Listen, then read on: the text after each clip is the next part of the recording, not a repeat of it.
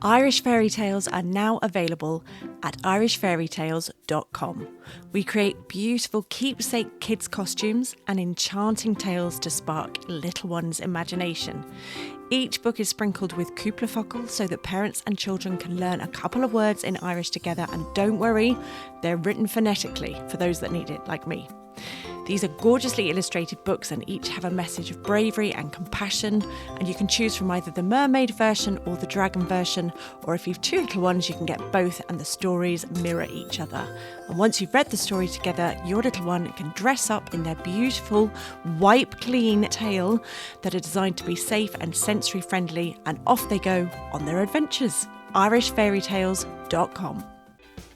Hello, I'm Stef McSherry, and this is the Mum Mind podcast, the place to get all the info that you need. I hope you're doing okay. We had a very sad weekend this weekend. I'm sure lots of long-term listeners will remember that our cat, Roxy, always used to feature quite heavily in some podcasts where she'd be meowing halfway through. And on Saturday morning, I heard an awful noise and went downstairs, and she was really unwell and she died in my arms Saturday morning. So we were all absolutely heartbroken. She was only 4, nearly 5. So don't know what happened there, but I guess in hindsight she didn't suffer. And although we're all very sad about it, I guess if you can choose a way to go, that was quite nice. She was wrapped up warm in a blanket in my arms. So yeah, a very sad weekend. Anyway, I digress, but I just thought you should know because I'm often saying, oh, excuse that meowing, that's the cat. This week on the podcast, I am talking to Mary Adams. She is a social work team manager from Fostering First Ireland. You can find loads of interesting information actually on fosteringfirstireland.ie, and it's something I've always been curious about, how does fostering work? And, you know, can you do it for a short amount of time? Do you have to do it for a long amount of time? Can you request age groups of children? You know, how much input can you have? Do you have to be married, single? Can you have older kids, younger kids? You know, all of that. I've always had a curiosity. So it was really fascinating talking to Mary. And I guess if you're like me, and your kids are slightly older and it's something that's always kind of tickled your curiosity, then look, this is going to be a starting point for you because you're going to get all the information, and we'll give you some kind of references so that you can find out some more, because you can always find out more without any obligation. So yeah, an interesting one for you today with Mary Adams.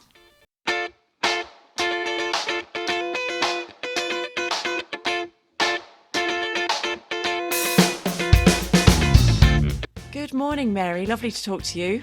And to you, Steph. Lovely to be here. Have you got a bit of sunshine there in Dublin? We do have... I'm not in Dublin, I'm in Carlow. Oh, sorry. I thought you were in Dublin. Yeah, I live in Carlow. Okay. But you do have sun. The office is in Dublin, but the social workers all live regionally. So I cover an area of the southeast. So I live in Carlow, and the social workers on my team live Dublin, Wexford, Kildare, surrounding areas. Very good. So I was just saying to you, I know absolutely nothing about fostering. And I'll be honest, it's something, because my kids are older now, it's something I've always thought, gosh, I wonder what's involved. I wonder whether I could do. And I'm sure lots of mums in particular do. So could you tell us exactly what fostering is and what foster parents do? I mean, the very simplest way of putting what is fostering, it is looking after somebody else's child who can't be at home, in your own family. You look after them the same way you look after your own child. They need everything your own child needs. They need love and care, and they need everything, the same things. There are additional elements to it. There's no point in saying otherwise.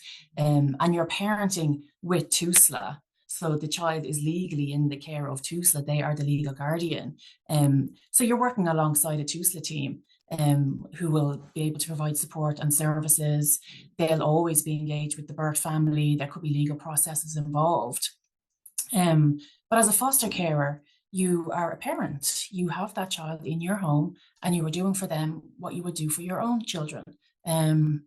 And there will be additional pieces to it, but you'll get support all the way along.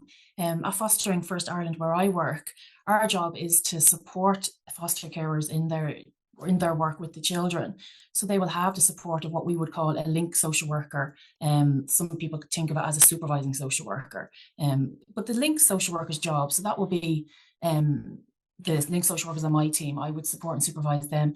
They are calling out to your home as a foster carer. They're talking through any day-to-day challenges you might be having. They're providing guidance and advice. Foster carers will always be offered and have opportunities for training or learning and development, as we like to call it now. So you're broadening your skills. Mm. All children who will be living with foster carers, children who are in the care of the state, they're in care because they've had very difficult backgrounds. They're not there for no reason. They've had lots of different and varying experiences, abuse and neglect, so there will be challenges. They will have traumas. They will have trauma-based behaviors. So as foster carers, you need to parent them, but you also need to have additional skills, Yeah.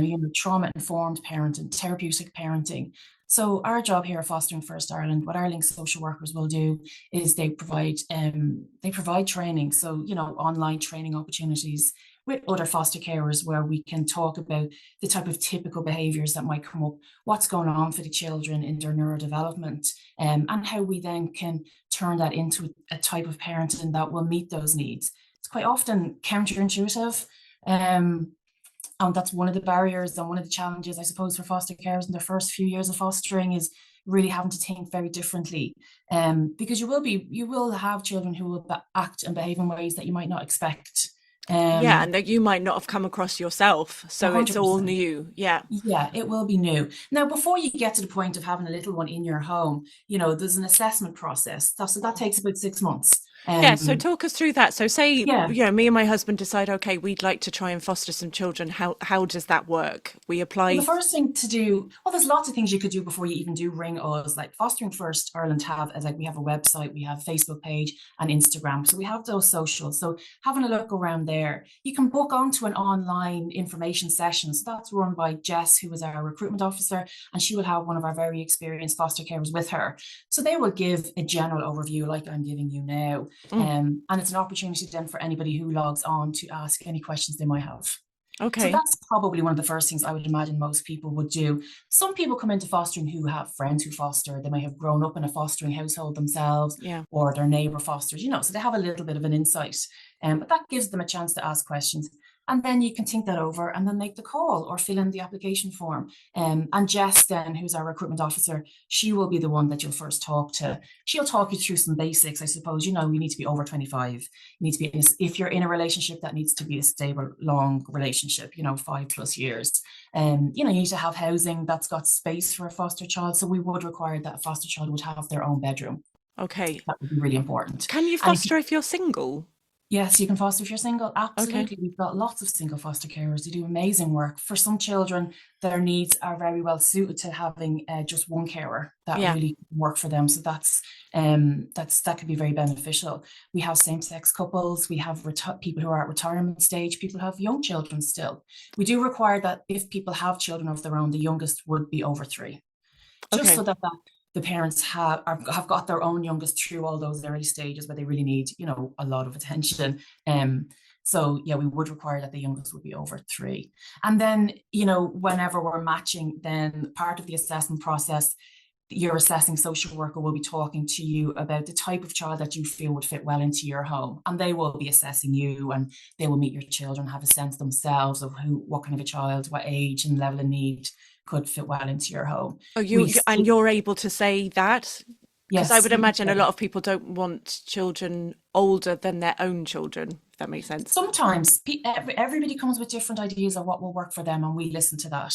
Okay. For some people, they want their youngest to always be the youngest in the family. Yeah. And like you say, then for other families, they want their oldest to be the oldest in the family, and we can work with that. We need a 2-year gap around children's ages. So if you have a 10-year-old, we would put a gap around, it would be over 12 or under 8. Yeah. And we would do that for all of your children, depending on where your ages are at. So just by the nature of doing that, it might be that the type of child that you could offer a home to will be only over 12 or only under 4. But you know what? We have so many children needing placements, so many different types of placements are needed that, we will talk to each individual applicant about what it is they feel they can do. And there's just always a need. So you wouldn't get turned away on the basis of having your own children a certain age, as long as they're over 3. And can I just ask, do you have to have had children yourself? No, No. absolutely not. Okay, that's Absolutely not. interesting.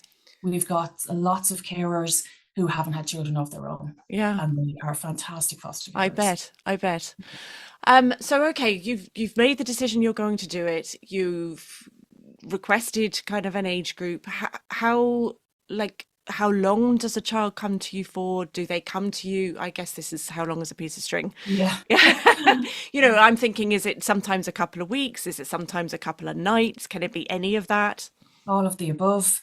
The assessment process, once you've made contact with us and you've come into assessment, that takes 4 to 6 months, just depending. There's lots of you will meet with an assessing social worker maybe 10 to 12 times, depending on how many children you've got, because some things take longer than others. Mm. And then once the social worker has put all of the assessment together, there'll be Garda checks and there'll be medical checks, and you'll have to have references, and we'll figure out who your support network are. Having a really strong support network as foster carers is hugely important. So that'll all be part of the assessment. Once that's all pulled together, the report, your fostering report, will go to what we call the foster care committee.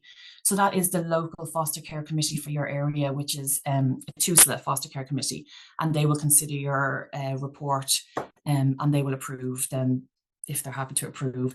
And they might make a recommendation in terms of, you're approved to foster children between such and such age, depending on your own family makeup or your experience or preference. And they might make a recommendation around the type of fostering that you would do. So they might say general, which is the most common approval. So that means that you can foster any child of any age for any period of time. And then, then it goes between yourself and your linked social worker in terms of what we would call matching, which I can talk a bit more about. Or you might get approval for, a very specific age, 0 to 4, or, you might get approval for respite only. It all depends on what you as an applicant would like, what your assessing social worker feels you're best suited to doing, and whatever's going on in your life as well. All of that's taken into consideration. But like I said, we need lots of different foster carers for lots of different types of placements. So we are welcome to anybody who feels they could do it. Don't limit yourself approaching us because you think, oh, this wouldn't work, or they might not think that would. Come to us, talk to us, we'll figure it out. Social workers are brilliant at figuring things out. We can make things work. There's always a child that needs a placement. So I wouldn't let anybody feel, oh, don't count yourself out. Come and talk to us. Let us figure it out. In terms of length of placement, there's children, we get calls every day from the TUSA social workers looking for different types of placements. Some children, it will already be established that they cannot return home. Fostering, the wish would always be that a child would return home. That's where it's different to adoption. Fostering is providing a safe home in the hope then that, at some stage that the child can return back to their own birth family, or somebody within their own birth family.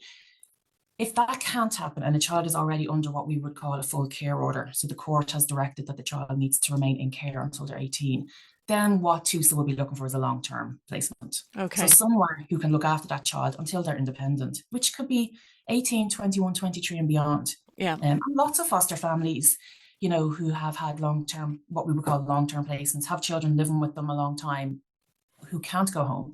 That child just becomes part of that family. Yeah, they're there until they're married and beyond. We've got grandbabies, we've got foster carers who are walking people down the aisle who they had fostered, who come every year for Christmas, who are in and out of the house every day. Yeah, as any normal family are. There's no difference. And then so at the other end of the scale, then we could have foster carers who provide emergency respite. So that would be if a child has had to come into care in an emergency situation at whatever time of the day, and they need somewhere immediately, and they need a foster carer who can provide a couple of nights respite until TUSA can either find an auntie or a neighbour or somewhere where they can go back, or to get to court. So the social worker would go to court and look for a longer period of time in care. Okay. So some foster carers really like providing those emergency type placements for up to 3 nights, but not beyond. So that's the type of fostering that they would do. Yeah. And then we've got some foster carers who are in a position to do short term or bridging. So that could be a week or it could be 6 months, all the while TUSLA are trying to find a longer term option. And that's what we do. We also just very recently have been approached and provided a pre-adoptive placement. So that is when a parent has identified they want to place their child for adoption at birth. And the adoption, we don't do this work now, but the adoption team would be identifying an adopted family to adopt the baby, but they just need somewhere for the baby to be in between. So they're not in hospital. I get you. That they're not left in Our Ladies or the Coombe. They're healthy to be at home. So we've done that very successfully as well. So there's so many different types of fostering. How much information as a foster parent are you given about that child? Because I could imagine some of these situations are really tricky. And obviously Yeah, you need a certain amount of information to be yeah, able to provide care for that child. But I can also imagine some of those details are really difficult to hear. yes. I suppose it depends.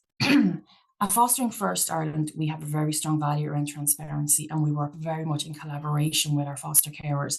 Any information we get, you will get as a foster carer. And we're very clear about that with our foster carers and with TUSLA, who would be sending the referrals to us. If we get a referral from TUSLA or we're speaking to TUSLA social workers on the phone, we will ask questions ourselves as the link social workers because we know there's information that we would need to have Mm. to assess what's a good match apart from anything else. As social workers, we want to know as much as we can. And then any information we get, we will give to the foster carers. If foster carers are reading the information that we get and they have questions, we will chase TUSLA up to get that information. And TUSLA will give us the information. Everybody wants what's best. Nobody wants to hold information and set anything up to fail. So No. we work together. We work with the TUSLA social workers. We work with the foster carers. And, in an ideal circumstance where we have time, we're able to have what we would call like a pre-placement meeting or a matching meeting. So we will all come together. So foster carers, ourselves at Fostering First Ireland and the TUSLA social worker, and we will talk about what the child needs, how they're doing, what their hobbies are, what they like, Mm. what they don't like, their favorite foods, where they go to school, all the type of information you would imagine you would like to have. And there's opportunities to ask questions. And are those children, sorry, these are just questions rattling around my head, so I figure they're rattling around listeners' heads as well. Like, are they taken from a different area? Are they in the same area as you? Because I would imagine, again, if it's a tricky situation and you come across Sometimes, that child out in the world and then they're in your house and back again. Do you know what I yeah, mean? yeah, it is. I'm smiling because I can understand from someone from the outside how the reality is that it just so rarely happens that you might be looking after your neighbour's child, I suppose, or anything Yeah, like it doesn't. And if that were the case, if it were the case where we have a foster care available living on such a street or in such a community, and we feel that the overlap would be too close, then that would be we would just filter that out, I I get suppose. you. We would just Okay. decide, okay, this wouldn't be a good match. We'll look at the next foster care in the next community or town along. Okay. But I suppose one of the things that we do value, and TUSA would value very dearly, is trying to keep children in their own communities, Mm. so that they don't have to change school and they don't have to change football team, and that they Yeah. do have easy access to their friends and all their usual things. And it's less disruptive for a child if they can stay within their own community. So yes, that is something that would be a priority if possible. If that's not possible, and you know what, these days it is just the demand is so high and we just have such a high need for foster carers. It's just not a luxury that we have quite often. Yeah. We do our best to keep them as close to where, so if we're asked by a Dublin-based TUSA team for replacement, we will start looking as close to Dublin as possible. And we only go outside then of Dublin if we have no options internally. Because it's incredibly disruptive, Yeah. particularly if we're talking short term. Yeah.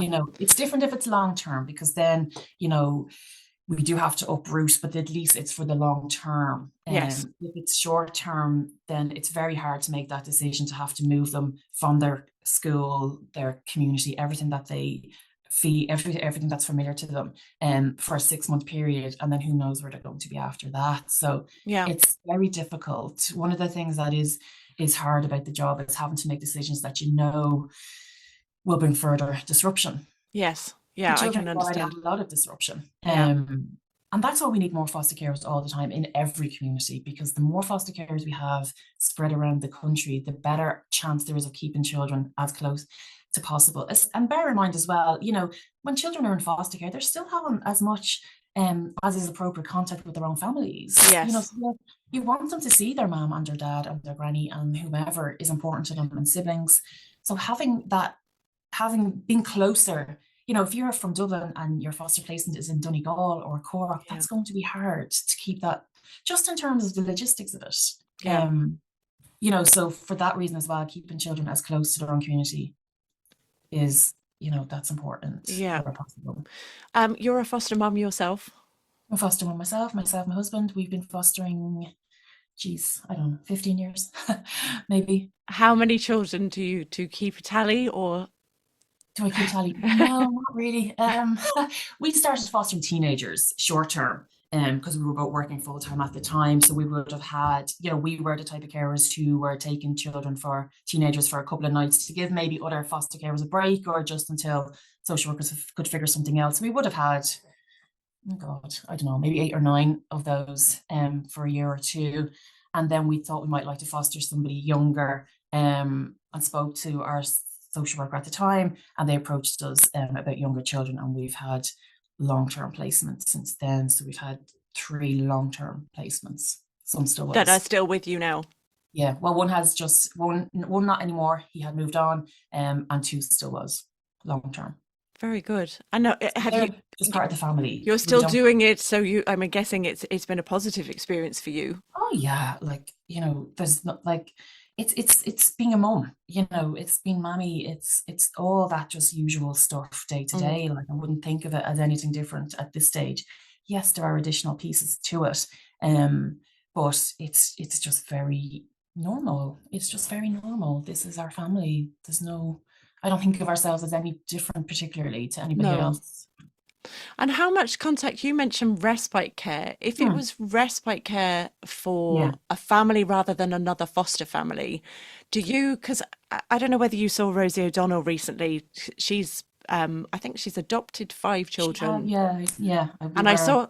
saw her speak, and it was really powerful actually about kind of, her passion for it. Hmm. And the last child she adopted, I think well, I might have this wrong, and I'm sorry if I do, but my understanding was that she was approached because the birth mum still wanted to be involved, Yeah. which she was happy to happen. Does that happen with fostering here too? That birth mothers would still be involved. Yeah, that you would almost be kind of back and forth between the two of you, like you'd be helping out with, I guess, respite care.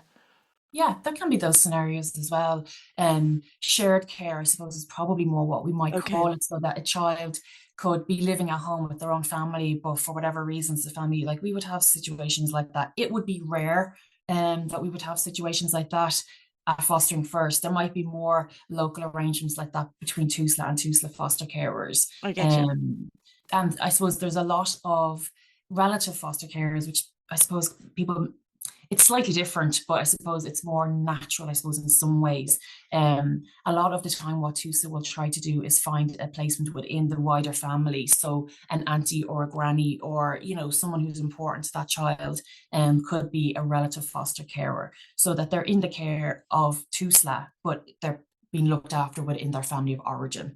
Okay, that's So it's nice. almost like a shared care scenario. So TUSLA very much have um, guardianship, well, parents would still have legal guardianship, but TUSLA would have a very strong involvement in that child's life, and could still step in and remove the child if it wasn't working well for that child. Okay. Relative placements are amazing and really give a child a sense of not being in care at all, actually, Yeah. even though they would be, but they may not feel it.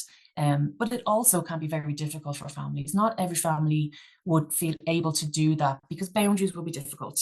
Mm, And if there's not a good relationship between the birth mum and whomever the granny or the auntie or the neighbour is, then it's going to be very difficult mm.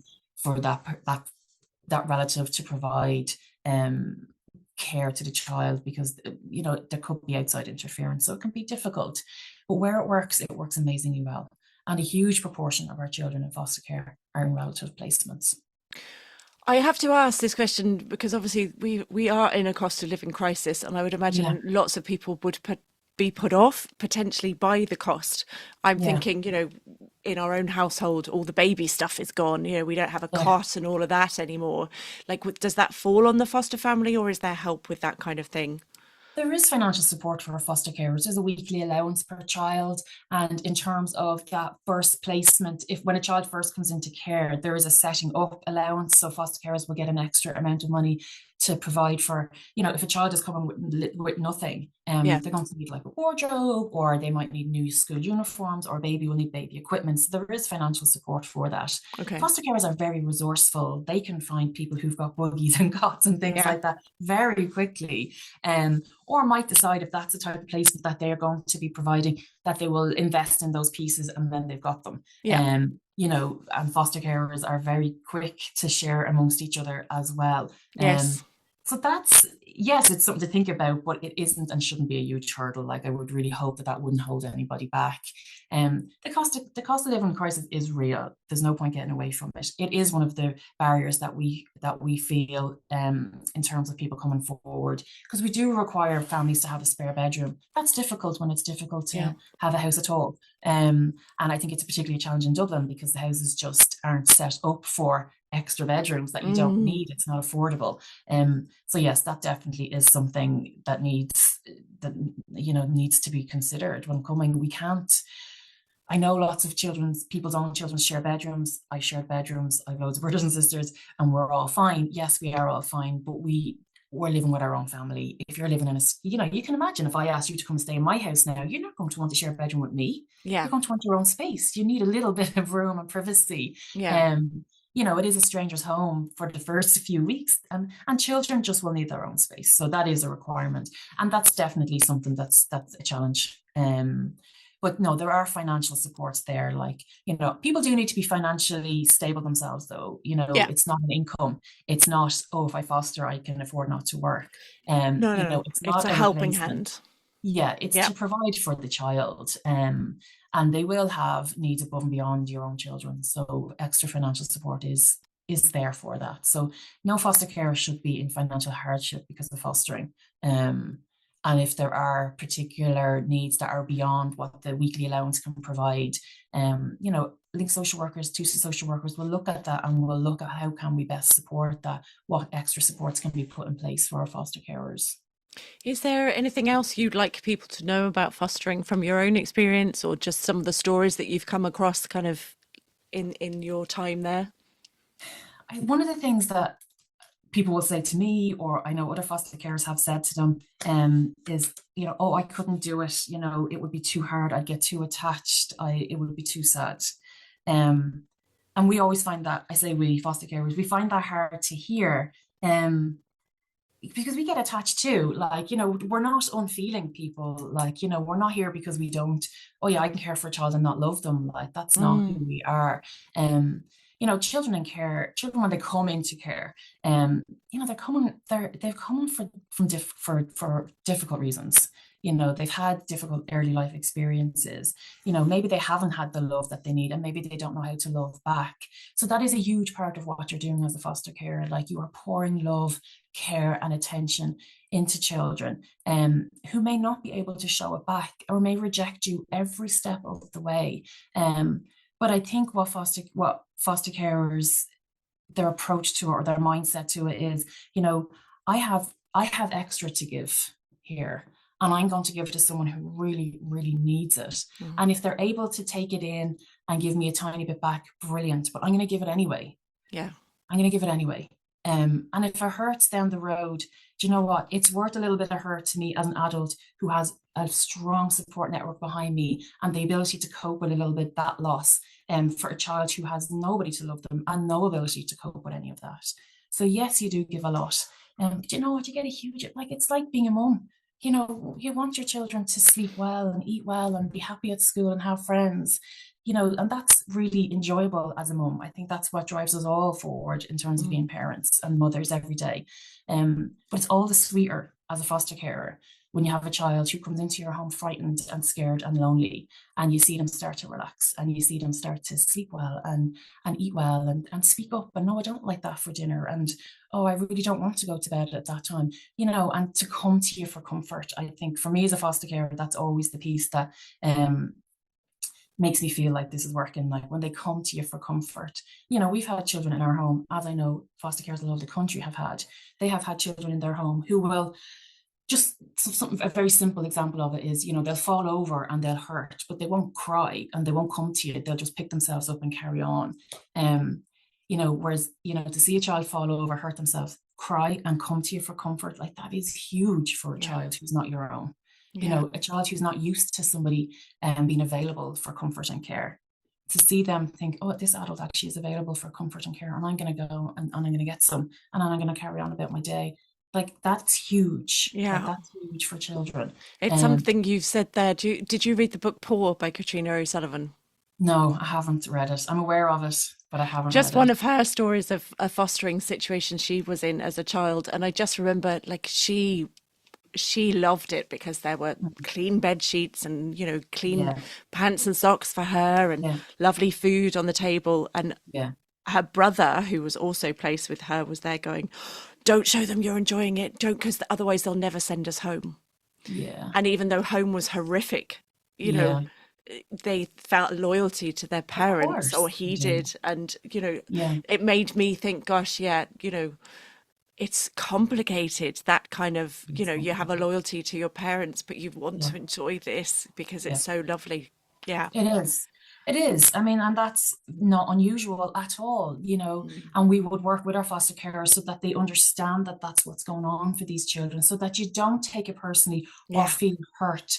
And that we build people's resilience so that they can continue to give love. It's hard to give love to someone when you're not getting anything in return. Yeah. It's really, really like we all love when our newborn baby smiles up at us, like, we're able to stop our newborn babies from crying. Like that feels good. That's part of the attachment dance. It's really, really important for new Yeah. mothers and new babies. It builds attachment, and attachment is what will hold relationships together over space and time. It's very hard to build an attachment with a 5-year-old or a 10-year-old or a 15-year-old who you don't know and doesn't know Mhm. you. And so the task then for foster carers is to be built up to a point where they can continue to give love and care without anything in return. And Yes. actually, not just nothing in return, but actually rejection in return. So A bit more like a working with teacher foster, role. Like, I'm thinking yeah, because in my other job, we go into preschools and, yeah, we love those kids and we love working with them, but yeah, there's a boundary there yeah. that you're pouring out, but you're not necessarily getting back. Yeah, that's Yeah. it. And that's okay. That's it's similar, I suppose, for teachers and people in those roles. But I suppose this is in people's houses and this Yeah. is 24/7. And this Yes. is personal as foster carers. It is personal. It's not a professional role. So, Mm. we need to provide. So as social workers working with foster families and here at FFI, we're very mindful of that. We provide what we work to provide is really strong relationships with our foster carers. So that we're giving them lots of encouragement and support, even when they're not feeling it necessarily from the child in their home. So if they're feeling this isn't working, I'm not doing this right, or I'm getting it wrong because I'm not getting anything back, our response to them is you are doing everything that you can. And Yeah. whether the child is showing you signs that they're enjoying it, keep doing it, because who doesn't want a clean bed? Who doesn't want a full belly and a warm house? Those Yeah. things are good in and of themselves. And it's not about, you don't foster. It's lovely when you do feel the child is coming to me and they're trusting me, and you can feel all the usual joys of parenthood. But it's worth doing even if you're not getting all those things back, because Yeah. everybody needs to be cared for.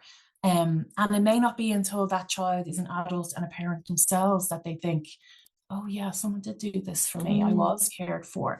Um, so yes, those are the hard times. And yes, we have foster carers coming to us saying, I just don't feel this is working. I'm doing all this. I feel I'm doing everything that I can think of. And the child doesn't seem to be enjoying it, or they're rejecting me. It's those things that we remind them of, like this child is really struggling internally. They don't want to be disloyal. And they want to go home, because of course they want to go home, regardless of what that is, because home is home. Home is home. Yeah. And I guess that brings me to perhaps my last question is, I guess for people thinking about it, what are the options if you're in a situation you've been placed with a child, but it just isn't working out? Because I'd imagine there's a real, struggle with your conscience because, 100%. yeah, That's one of the hardest parts of fostering. Not the child going home to their own parents, because that's good. That's what yes, you want as a foster carer. So yes, there'll be loss, but that's positive. That's a good outcome. Or a child moving from you from a short-term into a long-term placement. Yes, you will miss them if you've been the short-term care, but you're happy for them. So that's good too. The really, really hard part is when you just feel, I can't keep going here. This isn't working for me. It's not working. It's having an impact on me. It's having an impact on my own children. I don't feel I'm the right person for this child or the right setup or for whatever reasons. That's heartbreaking. mm, That can really, really push foster carers to where it can be, detrimental to their own well-being. And that's where our job as fostering social workers is, to be mindful of those things. Like, so when we're meeting you on a regular basis, our link workers will be meeting with our foster carers at home sometimes twice a month, but the typical would be once a month. But we're always available on the phone, and we've got 24 hours a day support. We have foster carer groups once a month as well, and then lots of learning and training opportunities. So you will have a huge amount of contact with your link social worker here, to the point where they nearly feel part of the family. That's by design. That's by design from our yeah, point of view. We will be really monitoring our foster carers. How are they doing? Are they feeling confident in what they're doing? Do they feel that they're improving their own skills and knowledge? Do they feel that they're building some kind of a connection with the child? And if we're not seeing those signs, we'll be flag posting that to the foster care. We're observing this. How are you feeling about that? Do you feel we've got therapists here available at FFI? Do you feel a session with our therapist might help you? Would you like to get in touch with another foster carer who's had similar experiences? There'll be lots of opportunities to for the foster care and the linked social worker to be having these conversations, whereby one is the foster carer is feeling, oh, I'm not sure if this is working, and that can be discussed through. It might just be a little bit of reassurance, like we've just been talking about. Don't be becoming downhearted because they're not taking what you're giving. Keep going. But it might be that the linked social worker is seeing something that they're worried about. I'm not sure if this is working. Have you considered trying this way? Have you approached it that way? Let's go through all the steps to see. So we certainly try to improve things before we would reach a decision that it's not working. The child's TUSA social worker would very much be involved in that as well. It's very much collaborative work. If it's really decided that for whatever reason it's just not possible to keep going, then we will parallel plan. So we will work with TUSA to try to identify a new placement for the child, and transition that child then, ideally not in an emergency. We would start to introduce the new foster care to the child in a natural way, so that they're not going cold as such. They kind of have a sense where they're going. It's hard for everybody involved. That's really hard for everybody involved. And it can take time for foster carers and their own family to recover from that. And we would provide support to help them recover. Like I say, we have therapists here available. They can have any access, and they will have built friends with other foster carers who've been through it. But it's 100% possible to have gone through that, to take some time to recover, to learn. What did we learn about ourselves there as foster carers? Like, have we learned that we can't do long-term placements? Or have we learned that we can provide care for children with a different set of needs or a different age range, or whatever it is? We'll take all the learning we can. We'll provide opportunities to develop further knowledge and skills, and then we'll go again. We'll try again with there'll always be another child who need a placement. So if that's what everybody wants to do, and we feel everybody's in a good position and has recovered and has grown in some way that they feel confident to go back, then we like people move on from pain and can go again. yeah. Provide another Yeah. placement. Lots of Well, foster with our families have own that kids, my experience. God, it's a roller coaster at the best of times. So, That's it. Life is it's, full of challenges. yeah, Nothing's easy. yeah, There's no parenting that is easy. There really isn't. yeah. And there will be challenges along the way. Absolutely, fostering comes with bigger challenges, but it comes with, like, when a child comes into your home, they don't just come themselves. There's all these invisible people. Well, they will be visible at some stage, but there's lots of people that will be coming. Like, that child will have their own social worker. They Yeah. may have what we would call a guardian ad litem, so their voice in court. There will be therapists. They will have different family members who are involved. They'll have friends. So it's not just a child who's coming into your home, it's their whole system too. And really, sometimes what's can be a big factor in the success of, is the integration, like, so that the foster family are open not just to the child, but the people that come with them. So you're opening your door not just to this child, but what the whole systems around them. And that can be a bit overwhelming, I guess, as foster carers, because you don't have that with your own child. You just make all the decisions in relation to your own child, and, you build their life yourself within your own, what suits you. Yeah. With a foster child coming into your home, you don't get 100% say over everything all of the time. So you have to be a team player. You have to be open to other people making big decisions, and being able to live with that. You, of course, will have a voice as a foster carer, and the longer they're with you, the more of a voice you will have. Yeah. And we would have foster carers who have what we would call enhanced rights. So once a child has been with you for 5 years, you can apply to the court to get enhanced rights. So you get greater autonomy to make some decisions. Not all of them, but some decisions.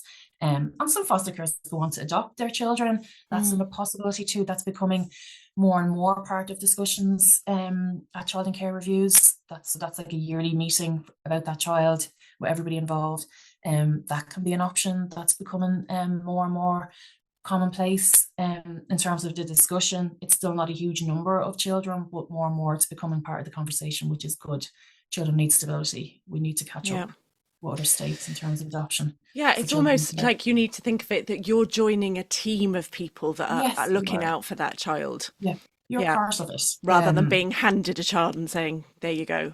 Exactly. That's the difference between adoption or you're having your own child. Yeah. And sometimes that can be daunting. And sometimes I think that might put people off. Oh, God, I don't want to have a stream of social workers in and out of my house all the time, or all of these other people. But actually, it's incredibly helpful, and it's incredibly reassuring to know that you're not on your own with this, and there is someone to speak to. And if you're not sure how to approach something, or, oh gosh, I don't think I managed that very well, that you can have a conversation with someone about that. So, the more you get used to it, the more you realize, actually, this would be great in relation to my own child. Yeah. I wish I had a team there. I'm on my own with that one, but I've got all these other people to help me with these ones. So true. So true. Yeah. So tell me about the word. So somebody that's listened to this and thought, I am definitely interested. Yeah. First port of call would be your website. Do you I think so. Go, if you've never spoken to somebody about fostering and you really feel like you don't know anything about fostering, go onto our website or our Facebook page or our Instagram page. So that's Fostering First Ireland. Yep. And you will be able to browse around, and you'll find out lots of information about who we are as a company, the type, how we work with people, and you'll have an opportunity. I think what's the information sessions that Jess runs online, they're live. So it will be Jess, who's our recruitment officer, and it will be one of our really experienced foster carers. And it will be a chat like this, and you can ask any questions that you like, and they will give you the information. And then Jess will follow up with you. If you decide to go ahead, it will be Jess then, and Jess will talk you through the early stages. And then you'll get assessed, and you'll get approved, and then you'll meet with your linked social worker, and we'll be into matching them with a child that needs a placement with your family. And from that point on, then you will have all the support of a linked social worker, and we've 24-hour every day of the year, Christmas, every day you ever need anybody, we will have a social worker on the end of the phone. And what most foster carers say is that that's incredibly reassuring. We've never had to ring them, but it's incredibly reassuring. Yeah, of course. And even the linked social worker who's on call will have a manager backup for them available as well. So it's incredibly well supported. And you know what? We're like any other family as an agency. There's ups, there's downs, there's lows, and there's highs, and we will be together through the hard times, and we celebrate the good times, and we have summer days out, and we have Christmas parties, and there's just, it's a lovely thing to do and to be a part of. It's very rare that someone will go through all of the early stages and then feel this isn't for me. It's, yes, that can happen, and that's okay too. Like, if you get to the point where you're approved, and then you think, oh God, what was I thinking? Like, this isn't for me. It happens so rarely, but if it happens, it happens. Like, this is not like locked into a contract or anything like this. You said you would do it. Yeah, that doesn't happen. We would try to work with people. What is the fear that has come along now? What's that about? So there'll be plenty of opportunities to explore what that might be about, so that we can help people. It's very daunting. It's overwhelming. There's no two way. It's the same as having a baby. You get to the 9-month mark and you go, what was I thinking? Yeah, I don't want them. I don't want to give birth. I've changed my mind. Yes. I remember doing that. Yeah, that's very normal human reaction. It's a huge responsibility to raise somebody. But I do feel at my very core, like when people say, Mary, why do you do what you do? How can you foster and social work is not one enough and things like that? But I just feel it's at the heart of our humanity. We have to, as adults, be responsible for for children and and all these all these young people who need looking after. Mm. And it doesn't matter whether you gave birth to them or not. They need to be looked after. And if you Yeah. have enough and you've more than you need, then share it. Don't keep all those extra resources to yourself. It's our Yeah. humanity. We have to look after people who are smaller than us. Um, and it's so rewarding. Even when it's hard, it's rewarding. Like it's Yeah. so sweet. It's so sweet as a parent to see a child grow and be happy. That's all we want as parents. Your child to be happy and to be safe. Yeah. And some children are not safe. And Yeah. that's not okay. Like No. we have nothing if we've got children who aren't safe. Nothing counts if we've got children who aren't safe. Yeah. And fostering, it's such a lovely thing to do. It's not for everybody. I understand that it's not for everybody. Um, but if you at all feel like this is something that you're interested in or would like to do or would be good at in any of the ways that we've talked about, it doesn't have to be a baby for 18 years Yeah. or it doesn't have to be a teenager for 2 years. It can be whatever you feel. Come to us and we'll talk you through it. And I can imagine some people start off saying, "Oh, we'll just do the 2 week respite care, and then Yeah, maybe get used to that, and then go on to exactly. do more." Exactly. Yeah. Yeah. Some people do feel like that. I'd like to just dip my toe in and see. That's fine because we've always got children who need a 2 week placement or a 3 night placement. Yeah. There's a high, like what we're getting a lot of referral at the moment is for babies, which Mm. has like in the 20 years I've been a social worker, there's never been a challenge in placing babies. It's really challenging now trying to find foster families for babies. Wow. And I think the cost of living, as you referred to earlier, is a part of that because for babies, you really need someone who's at home full time. Yeah. Actually, that's not something I suppose I touched on earlier, which would be important. Foster carers can work and foster. We do ask that people would have availability to meet these children's needs. But we would have foster carers who maybe work part-time or have flexible hours, or if they're in a relationship between them, they're able to be one of them there all the time, and we can work with that. For babies, I suppose we really do need someone who's got either not working at all or, between them have a huge amount of availability and flexibility. We can't have creche for newborns and we can't have childminders for children in care generally, No. because these children have not had a chance to develop a secure attachment, or some of them haven't had an opportunity to develop a secure attachment with a caregiver, which is Yes. vital for humans. So what they need is an intense period of attachment.